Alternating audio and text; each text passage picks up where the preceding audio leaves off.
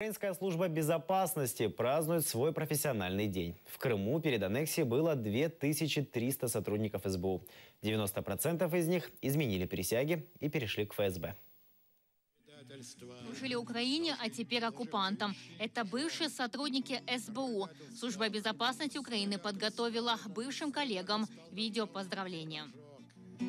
Зовет за 3-9 земель трубы серебряная трель, и лошади несутся по стерне. На видео собрали тех, кто уже успел доказать преданность оккупантам. Они засветились во время массовых обысков в домах крымских татар 11 февраля в Бахчисарае и в Алуште. Олег Киндюшенко – один из тех, кто выделился в прошлом году во время обысков на АТР. Сейчас я сдаю интервью чуть попозже. Давайте, у вас там ваш директор же, по-моему, Я даю интервью. Это мое право. Самый известный среди крымских татар – бывший СБУшник Владимир Шевченко. Еще во время Украины выучил крымско-татарский язык и курировал все крымско-татарские движения и СМИ. Теперь помогает так называемому прокурору Крыма Наталье Поклонской. Крымско-татарского народа о недопустимости осуществления экстремистской деятельности.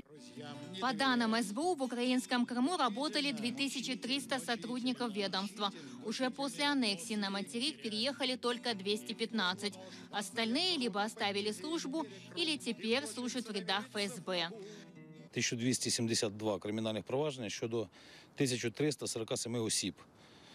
Більшість цих проваджень розслідуються військовою прокуратурою Київського гарнізону, які не вийшли з території Автономної Республіки Крим та не прибули до місць визначених дислокацій. Щодо зазначених осіб винесено повідомлення про оголошення про підозру, тривають слідчі дії, встановлюються факти переходу таких осіб на бік ворога. На сьогодні вже можна говорити про встановлення зазначених фактів щодо 40 осіб, понад 40 осіб.